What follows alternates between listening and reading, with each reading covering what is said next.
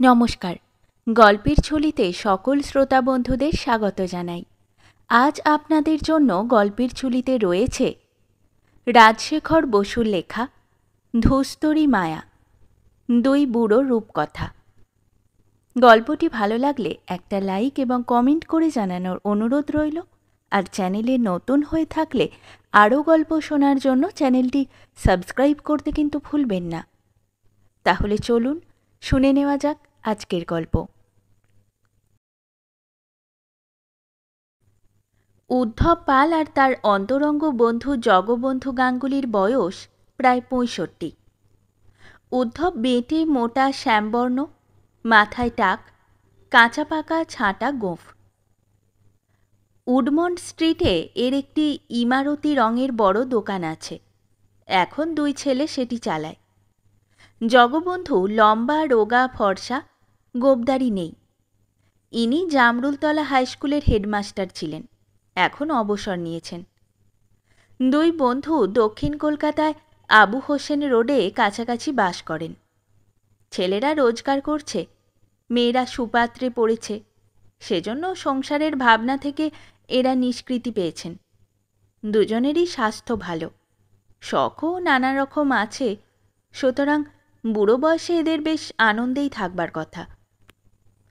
রোজ বিকালবেলা এরা ঢাকুরের লেকে হেঁটে যান এবং জলের ধারে একটি বড় শিমুল গাছের তলায় বসে সন্ধ্যা ৭টা-৮টা পর্যন্ত গল্প করেন, তারপর বাড়ি ফেরেন।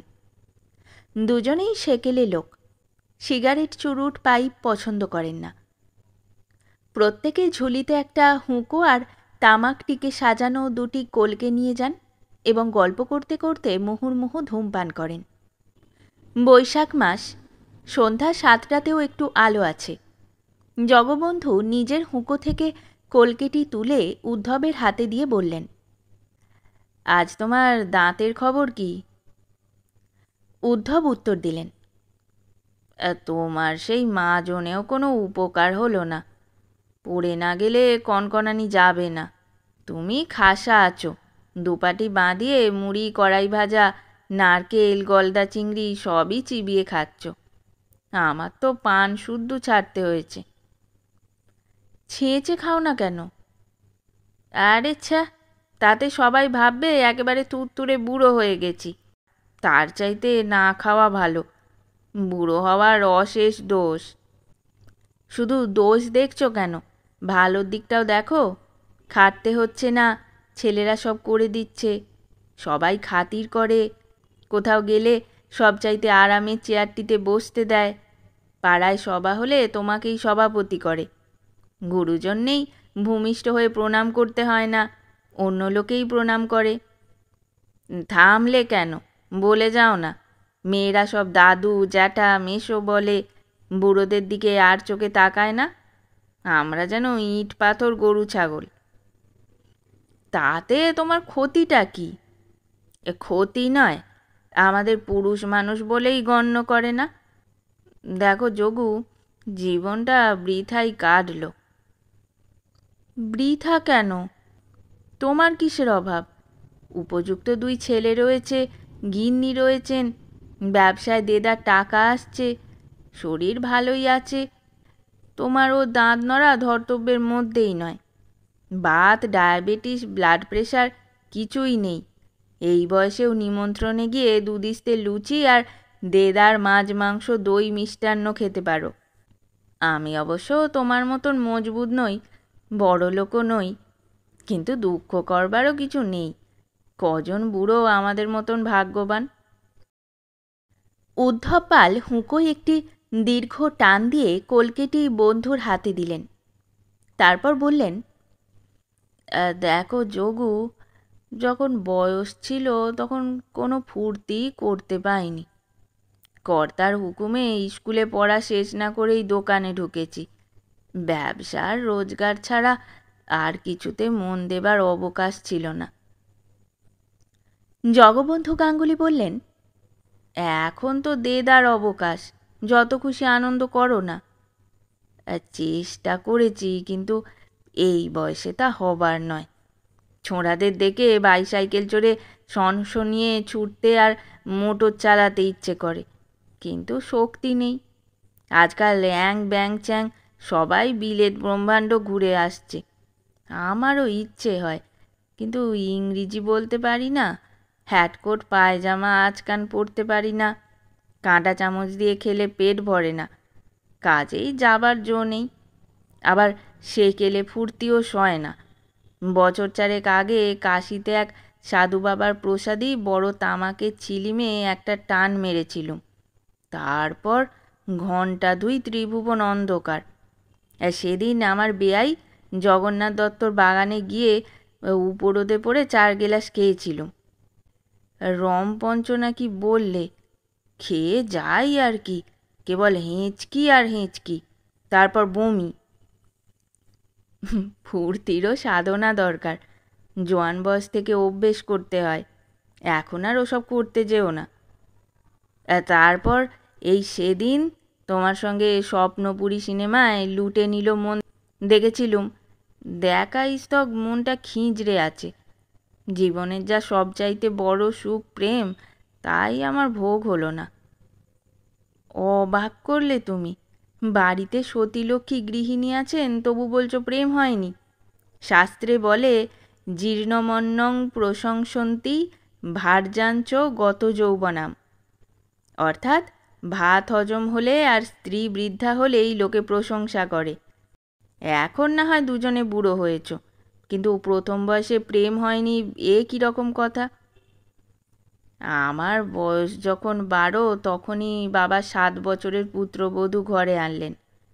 খিদে না হতেই যদি খাবার জোটে, তবে ভোজনের সুখ হবে কেমন করে? তাছাড়া গিন্নির মেজাজটি চিরকালই রুক্ষ, প্রেম করবার মানুষ তিনি নন। আর চেহারাটি তো তোমার দেখাই আছে। তবে হক কথা বলবো, মাগি রাঁধে যেন অমৃত।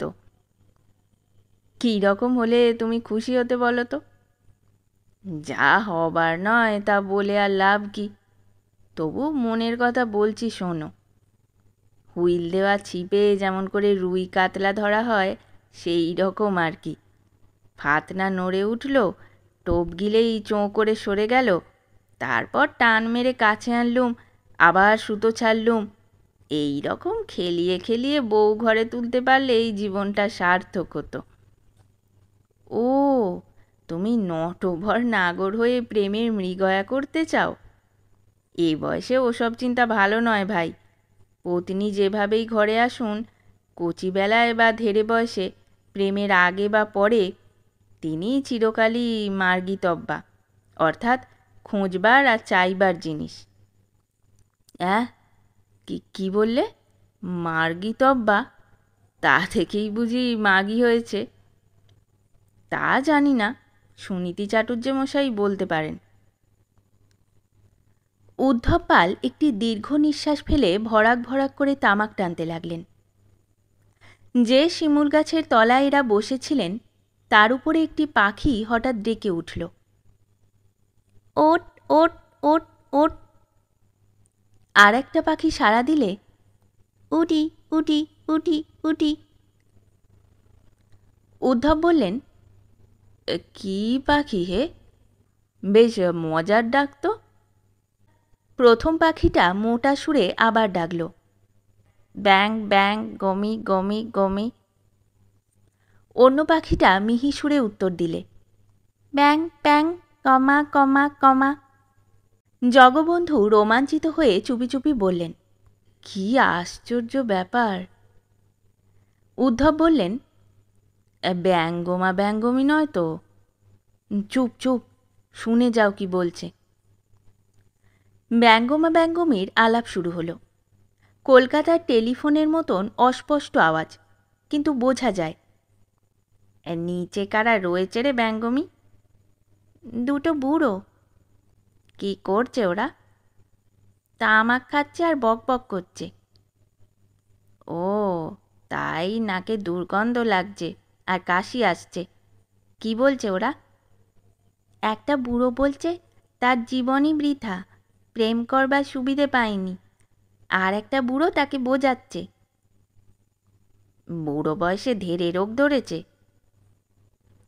এই বলে ব্যঙ্গমা তার সায়ংকালীন কোষ্ঠশুদ্ধি করলে। উদ্ধব আর জগবন্ধু রুমাল দিয়ে মাথা মুছে একটু সরে বসলেন। ব্যঙ্গমী বললে, তোমার তো নানান রকম বিদ্যে আছে, একটা উপায় বাতলে দাও না।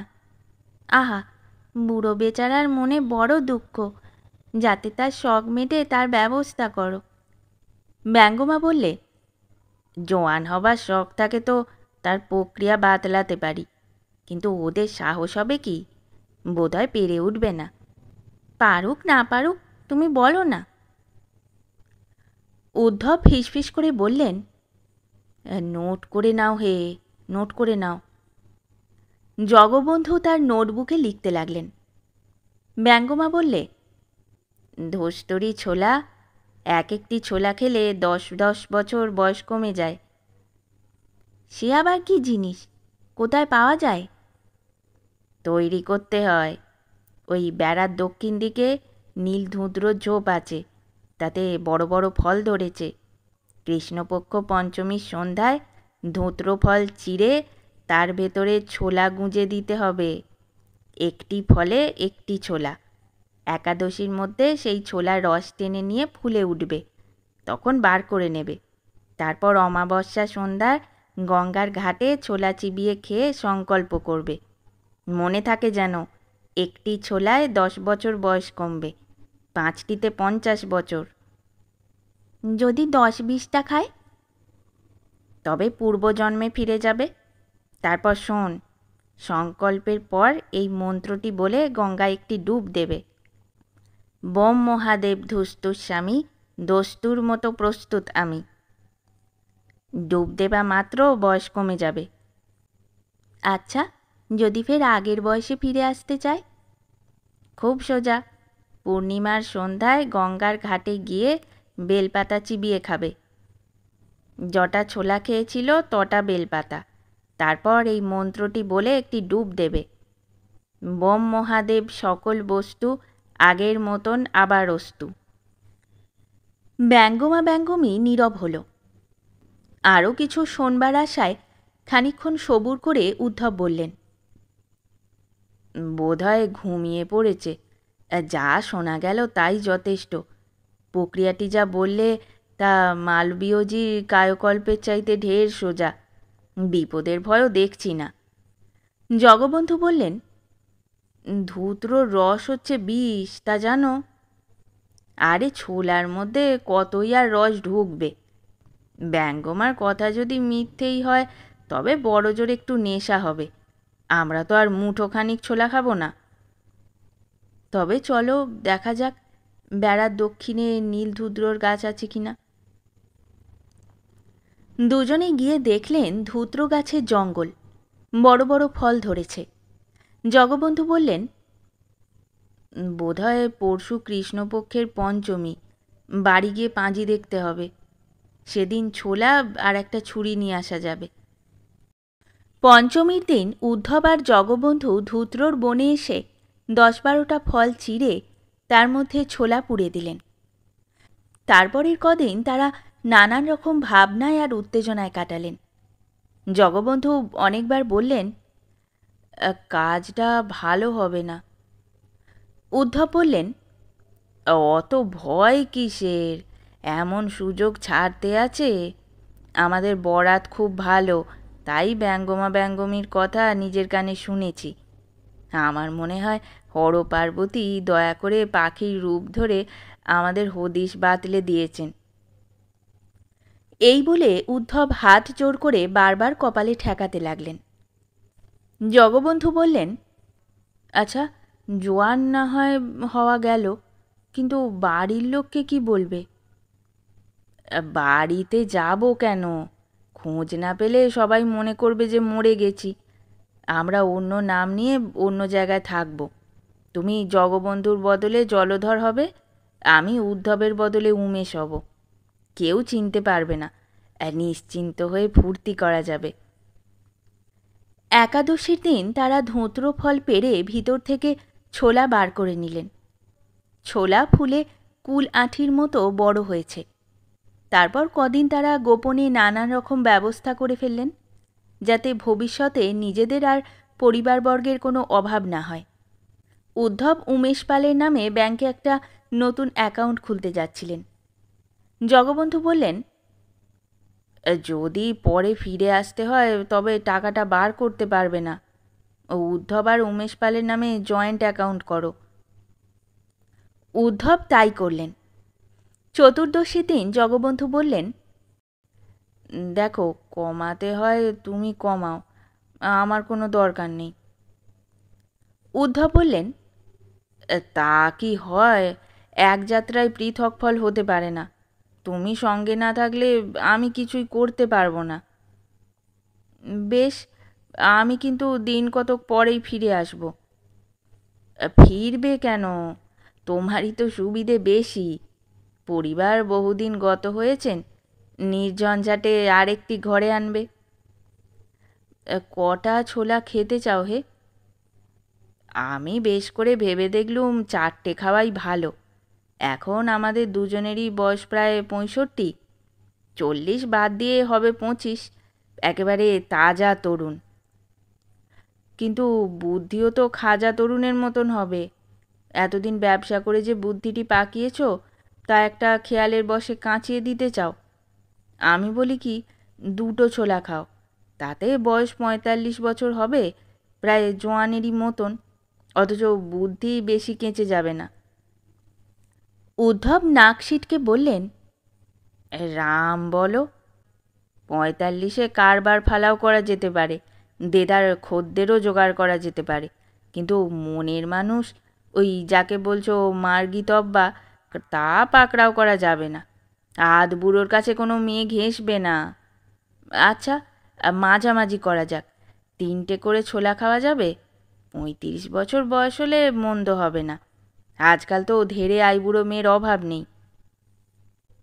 একটু ভেবে জগবন্ধু বললেন, আচ্ছা উদ্ধব, তুমি তো নবকলেবর ধারণ করে উধাও হবার জন্য ব্যস্ত হয়েছ। তোমার তিরোধান হলে পরিবারের কি দশা হবে ভেবে দেখেছ? তোমার দুঃখ হবে না? না, সম্পত্তি যখন রেখে যাচ্ছি তখন দুঃখ কিসের? তবে দিন কত কান্নাকাটি করবে, তা না হলে যে ভালো দেখাবে না। গহনা খুলতে হবে, মাছ পেঁয়াজ পুঁই শাক মুসুর ডাল ছাড়তে হবে, তার জন্যও কিছুদিন একটু কষ্ট হবে। তারপর তোফা আলো চালের ভাত, ঘি, মটর ডাল, পটল ভাজা, ঘন দুধ, আম কলা সন্দেশ খেয়ে ইয়া লাশ হবে আর হরদম পান দোক্তা চিবুবে। ঝাঁটা গোঁফের খোঁচা আর তামাকের গন্ধ সইতে হবে না।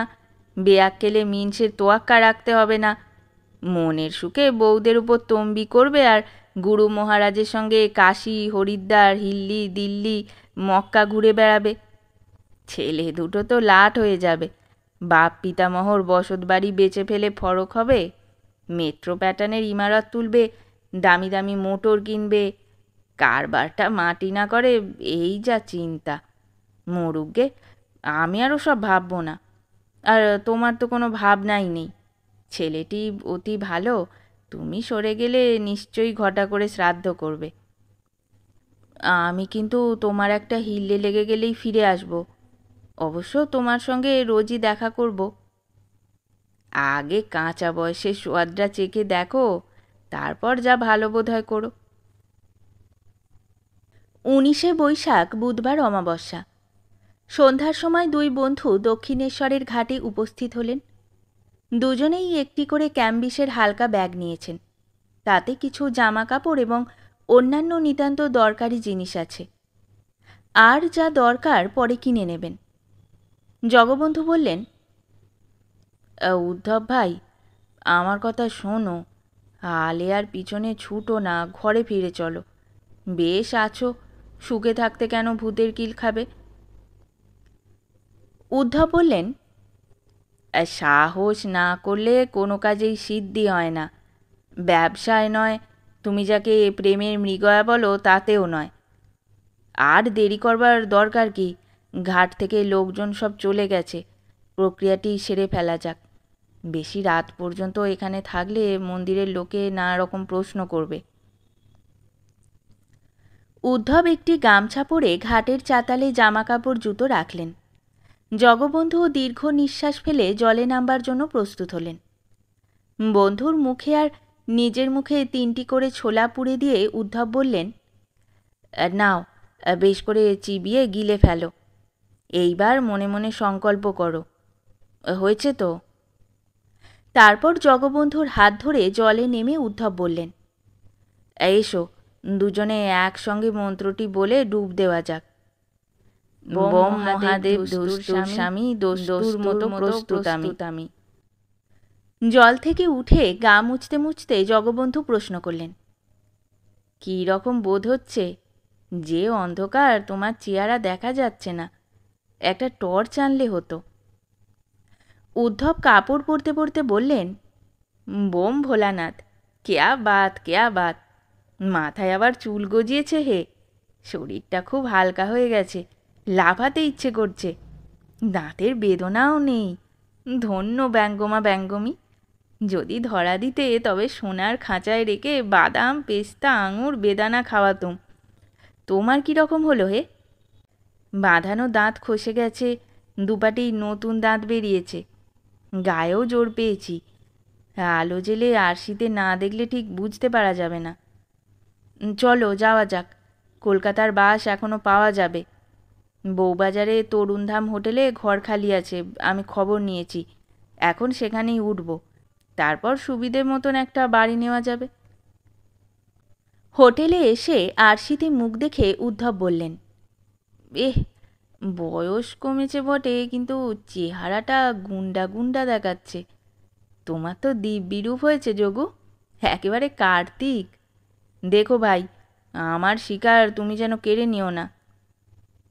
জগবন্ধু বললেন, আমি স্বীকার করতে চাই না। বেশ বেশ, তুমি সুখদেব গোসাই হয়ে তপস্যা করো। এখন আমার মতলবটা শোনো। প্রেমের মৃগয়া তো করবই, কিন্তু তাতে দিন কাটবে না। রসা রোডে একটা নতুন রঙের দোকান খুলব, পাল অ্যান্ড গাঙ্গুলি। তুমি বিনা মূলধনে অংশীদার হবে, লাভের বকরা পাবে। ব্যাংকে 10 লাখ টাকা নতুন অ্যাকাউন্টে জমা আছে। দেখবে 6 মাসের মধ্যে নতুন কারবারটি ফাঁপিয়ে তুলব।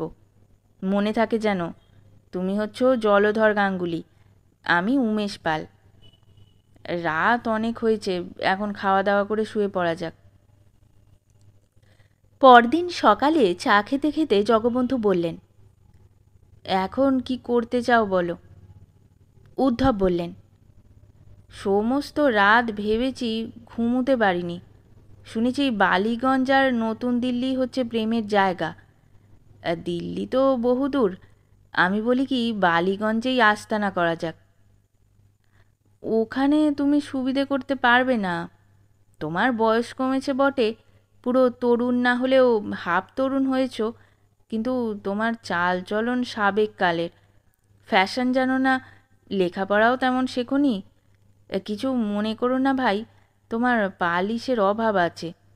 ওদিককার মেয়েরা ইংরেজি ফ্রেঞ্চ বলে, বিলিতি কবিতা ওড়ায়, আবার শুনেছি প্যান্টালুন পরে, ভুরু কামায়, রং মাখে, বল নাচে, সিগারেট খায়, মোটর হাঁকায়, আইসিএস আইএস বিলাত ফেরত ডাক্তার, ইঞ্জিনিয়ার বা বড় চাকরে ছাড়া আর কারো দিকে ফিরেও তাকায় না।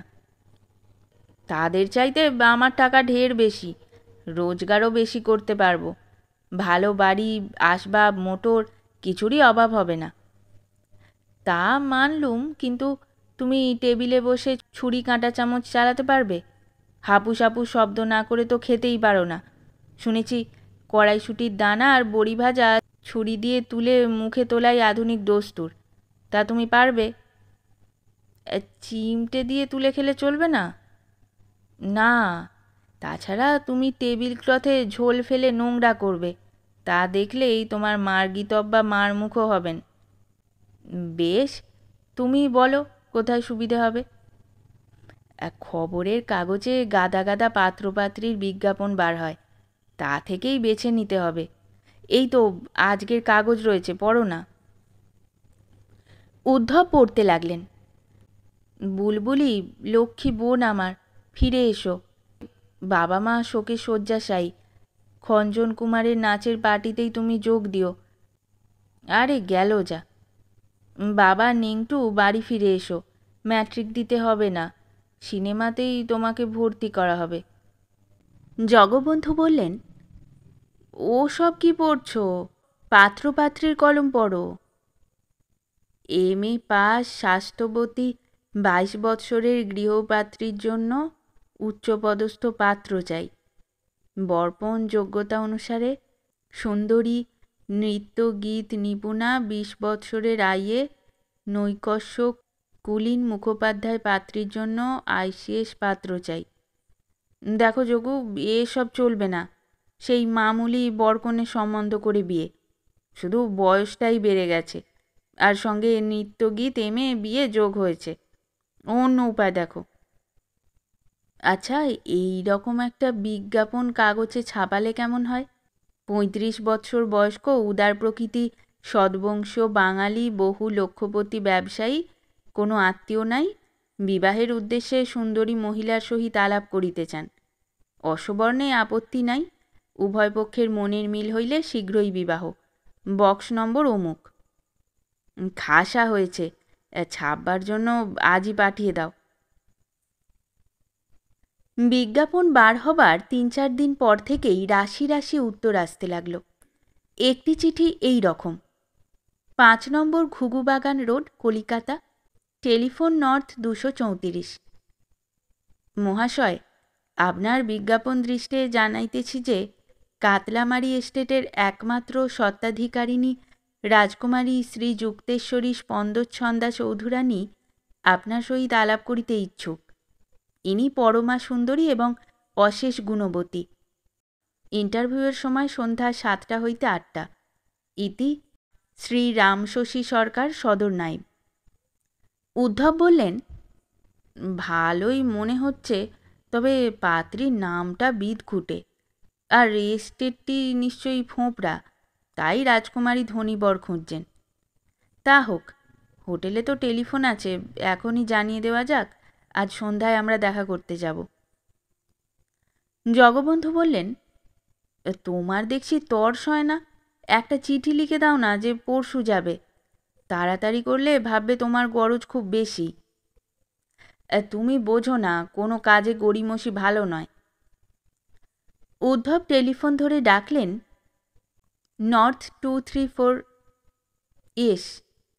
একটু পরে মেয়েলি গলায় সাড়া এলো, কাকে চান? শ্রী যুক্তেশ্বরী আছেন কি? আমি হচ্ছি উমেশ পাল, আলাপের জন্য আমি বিজ্ঞাপন দিয়েছিলাম। ও, আপনি একজন ক্যান্ডিডেট? উদ্ধব একটু গরম হয়ে বললেন, ক্যান্ডিডেট আপনাদের রাজকুমারী, তার তরফ থেকেই তো বিজ্ঞাপনের উত্তরে দরখাস্ত পেয়েছি। দরখাস্ত বলছেন কেন? আমি রাজকুমারী। আপনি দেখা করতে চান তো সন্ধ্যায় আসতে পারেন। উদ্ধব নিচু গলায় জগবন্ধুকে বললেন, জানিয়ে দিই যে আমরা দুজনে যাব, কি বলো? জগবন্ধু বললেন, আরে না না, এসব ব্যাপারে সঙ্গী নেওয়া চলে না। উত্তর আসতে দেরি হচ্ছে দেখে রাজকুমারী বললেন, হ্যালো। উদ্ধব জবাব দিলেন, কিলো? ও আবার কি রকম? ভদ্রমহিলার সঙ্গে কথা কইতে জানেন না? খুব জানি, আলাপ তো হবেই, এখনই শুরু করলে দোষ কি? আজই সন্ধ্যায় আপনার কাছে যাব। আপনাকে বকাটে ছোকরা বলে মনে হচ্ছে। ঠিক ধরেছেন, বয়স যদিচ 35, কিন্তু স্বভাব 20-25-এর মতো। দেখুন, আপনার গলার সুরটি খাসা, চেহারাটিও ওই রকম হবে তো? দেখতেই পাবেন। মশাই নিজে কেমন?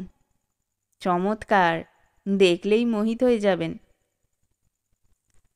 টেলিফোনের আলাপ শেষ হলে জগবন্ধু বললেন, হ্যাঁ হে উদ্ধব, ভুলে 3টের জায়গায় 4-5টা ছোলা খেয়ে ফেলোনি তো? ফাজিল ছোকরার মতো কথা বলছিলে। 3টে খেয়েছিলুম। কি জানো, ছেলেবেলায় বাবার শাসনে কোনো রকম আড্ডা দেওয়া বা বকামি করবার সুবিধে ছিল না। এখন আবার কাঁচা বয়সে এসে ফুর্তি চাগিয়ে উঠেছে। তুমি কিছু ভেবো না, আমার বুদ্ধি ঠিক আছে, বেচাল হবে না। জগবন্ধু কিছুতেই সঙ্গে যেতে রাজি হলেন না। অগত্যা উদ্ধব একলাই রাজকুমারী স্পন্দচ্ছন্দা চৌধুরানীর কাছে গেলেন। বাড়িটা জীর্ণ, অনেককাল মেরামত হয়নি। সামনের বাগানেও জঙ্গল হয়েছে। বৃদ্ধ নায়েব রামশশী সরকার উদ্ধবকে একটি বড় ঘরে নিয়ে গিয়ে বসালেন। একটু পরে পাশের পর্দা ঠেলে স্পন্দচ্ছন্দা এলেন। উদ্ধব স্থির করে এসেছেন যে হ্যাংলামি দেখাবেন না, রসিকতা করবেন বটে, কিন্তু মুরুব্বির চালে। হলেনই বা রাজকুমারী, উদ্ধব নিজেও তো কম কেউকেটা নন। ঘরের ল্যাম্প শেড দিয়ে ঢাকা, সেজন্য আলো কম। উদ্ধব দেখলেন স্পন্দচ্ছন্দা লম্বা, দোহারা, কিন্তু মাংসের চেয়ে হাড় বেশি। মেমের চাইতেও ফর্সা, গোলাপি গাল, লাল ঠোঁট, লাল নখ, চাঁচা ভুরু, কাঁধ পর্যন্ত ঝোলা কোঁকড়ানো চুল, নীল শাড়ি। জগবন্ধুর শিক্ষা অনুসারে উদ্ধব দাঁড়িয়ে উঠে বললেন, নমস্কার। নমস্কার, আপনি বসুন। দেখুন, শ্রী যুক্তেশ্বরী রাজকুমারী পণ্ডচণ্ডা দেবী। স্পন্দচ্ছন্দা? হ্যাঁ হ্যাঁ, স্পন্দচ্ছন্দা। দেখুন, একটি কথা গোড়াতেই নিবেদন করি। আপনার নামটা উচ্চারণ করা বড় শক্ত। আমি হেন জোয়ান মরদ হিমশিম খেয়ে যাচ্ছি। যদি আপনাকে পদিরানী বলি তো কেমন হয়? স্বচ্ছন্দে বলতে পারেন, আমিও আপনাকে উংসে বলবো। সেটা কি ভালো দেখাবে? প্রজাপতির নির্বন্ধে আমি তো আপনার স্বামী হতে পারি। হবু স্বামীকে নাম ধরে ডাকা আমাদের হিঁদু ঘরে দস্তুর নয়। স্পন্দচ্ছন্দা হিহি করে হেসে বললেন, আপনি দেখছি অজপাড়াগে। আমি আসল শহুরে, চার পুরুষ কলকাতায় বাস। আপনি তো পাড়াগাঁ থেকে এসেছেন, বেশ নাম ধরেই ডাকবেন, তাতে আমার ক্ষতিটা কি? এখন কাজের কথা শুরু হোক। আমার চেহারাটা কেমন দেখছেন? মন্দ কি, একটু বেঁটে আর কালো, তা সেটুকু ক্রমে সরে যাবে। আমাকে কেমন দেখছেন? খাসা, যেন পটের বিবিতি। অত ফর্সা কি করে হলেন? আমার গায়ের রঙই এই রকম। উদ্ধব সশব্দে হেসে বললেন, ওগো চণ্ডপণ্ডা পদিরানী, রঙের ব্যাপারে আমাকে ঠকাতে পারবে না। ওই হলো আমার ব্যবসা। তুমি এক কোট অস্তরের ওপর 3 পোঁচ পেন্ট চড়িয়েছ, হবক্স জিঙ্ক, একটু পিউরি আর একটু মেটে সিঁদুর, তা লাগিয়েছ, বেশ করেছ, কিন্তু জমির আদত রংটি কেমন? আপনি অতি অসভ্য।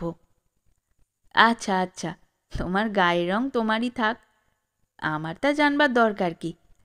তবে একটা কথা বলি, মূর্তিটা কুমোরটুলি ঢঙের করতে পারোনি।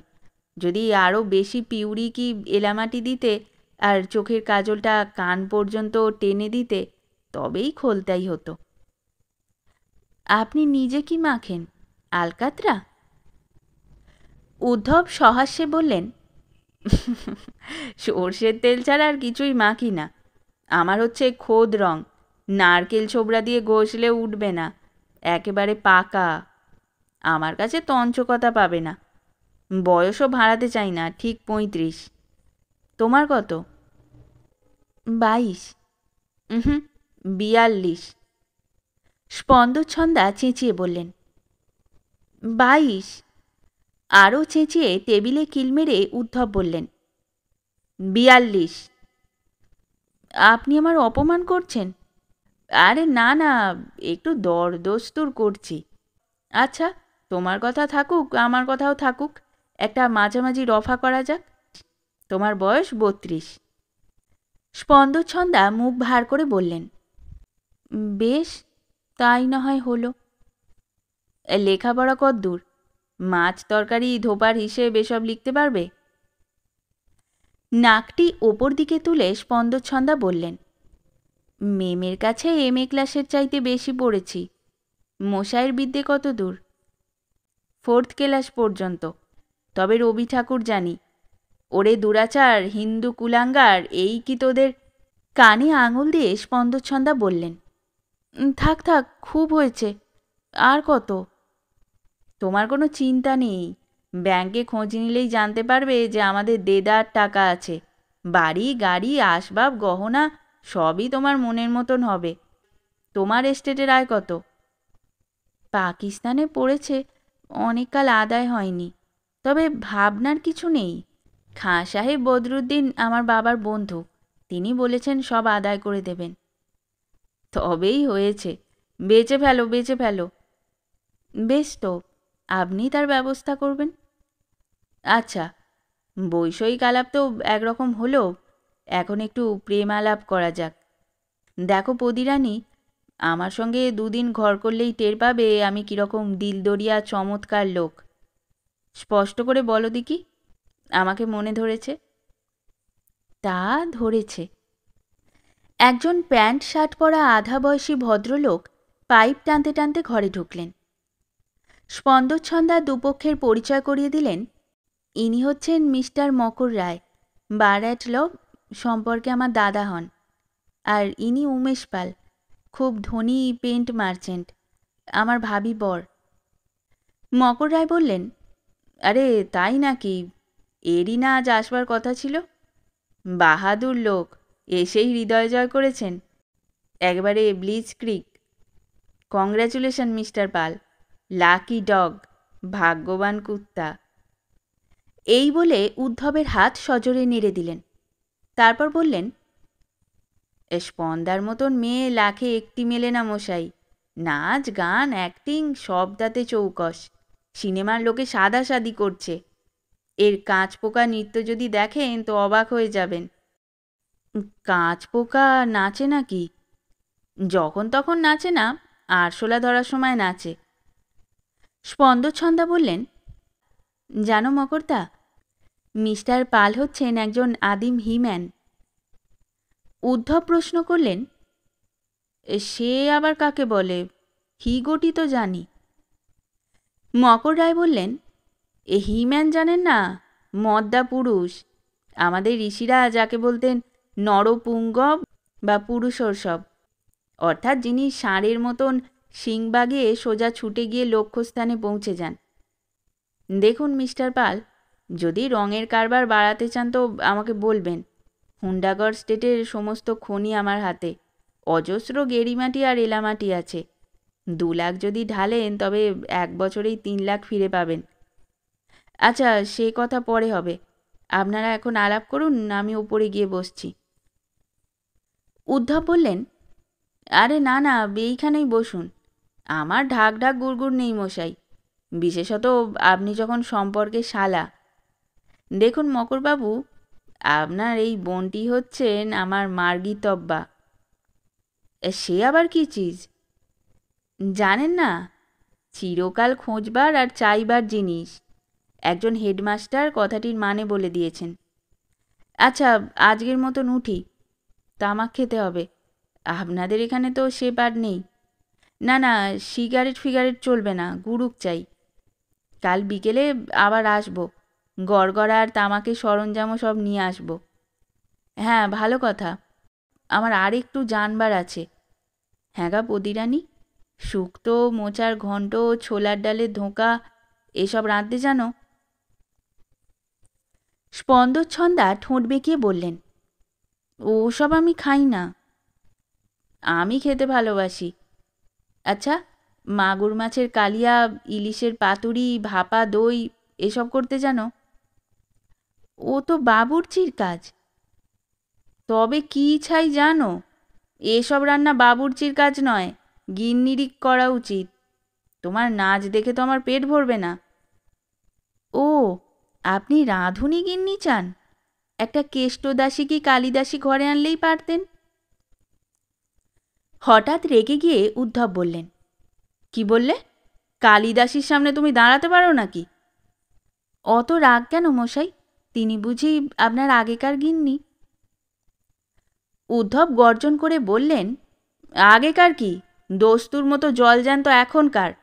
তার কাছে তুমি, তরমুজের কাছে তেলাকুচো, কামধেনুর কাছে মেনি বেড়াল। স্পন্দচ্ছন্দা চিৎকার করে বললেন, অ্যাঁ, এক স্ত্রী থাকতে আবার বিয়ে করতে এসেছো? ঠক জোচ্চোর, বেরিয়ে যাও, বেরিয়ে যাও। মকর রায় বললেন, যাবে কোথায়? রীতিমতো ক্রিমিনাল কাণ্ড। ধাপ্পা দিয়ে রাজকন্যার রাজ্য আদায় করতে এসেছে। থাম, মজা টের পাইয়ে দেব।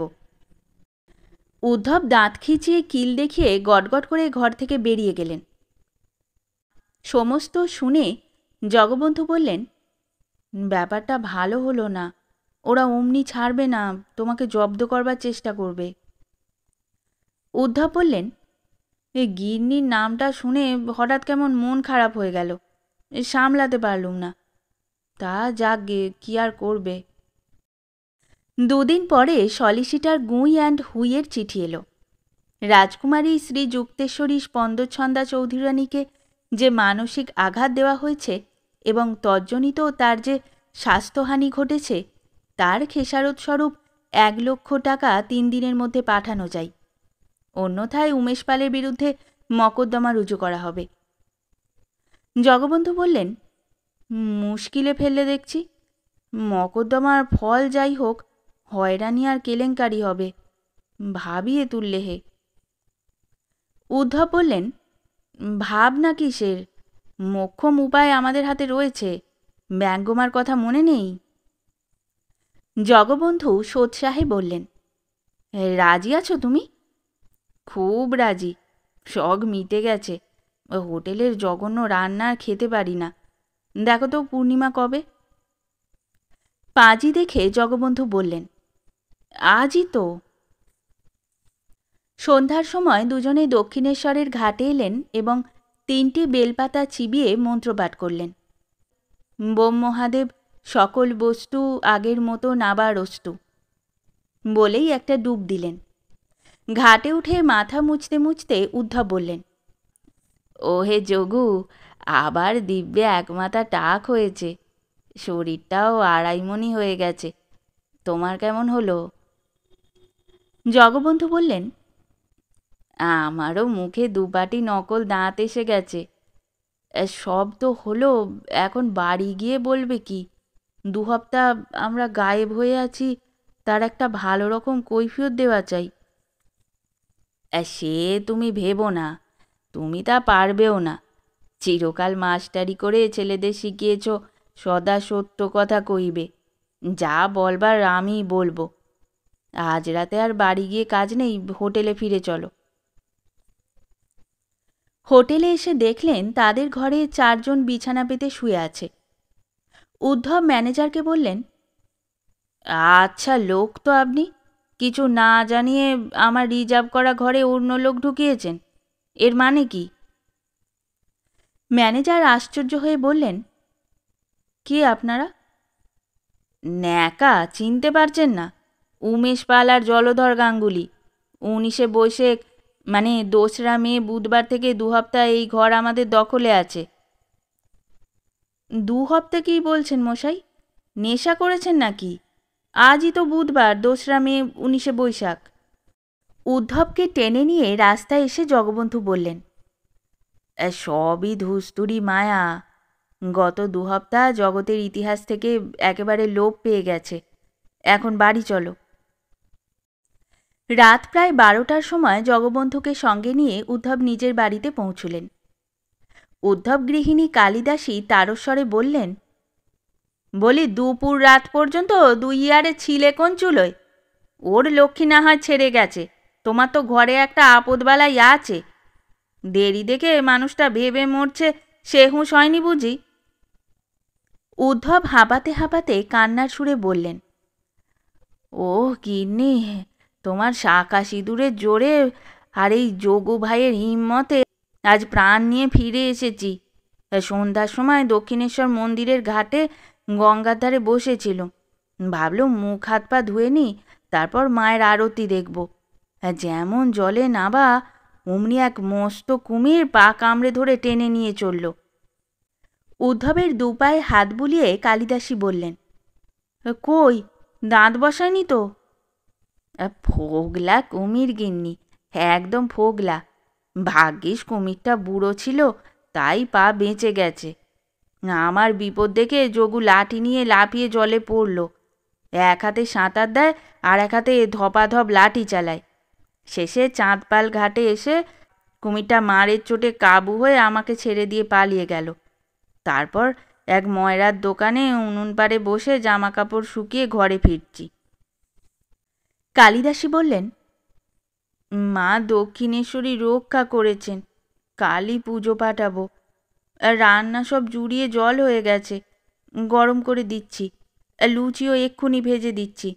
ততক্ষণ তোমরা মুখ হাত পা ধুয়ে একটু জিরিয়ে নাও। গাঙ্গুলি মশাইয়ের বাড়ি খবর পাঠাচ্ছি, উনি এখানেই খেয়ে দিয়ে যাবেন এখন। উদ্ধব বললেন, নিশ্চয়ই নিশ্চয়ই, এখানেই খাবে হে যোগু, এখানেই খাবে। গিন্নির রান্না তো নয়, অমৃত। শেষ হলো আমাদের আজকের গল্প। গল্প পাঠে এবং বিভিন্ন চরিত্রে আমি তৃষিতা। গল্পটি ভালো লাগলে লাইক এবং শেয়ার করে দেবেন, আর চ্যানেলে নতুন হয়ে থাকলে আরও গল্প শোনার জন্য চ্যানেলটি সাবস্ক্রাইব করতে কিন্তু ভুলবেন না। খুব তাড়াতাড়ি নতুন একটি গল্প নিয়ে ফিরে আসব। সকলে ভালো থাকুন, শুনতে থাকুন গল্পের ঝুলি।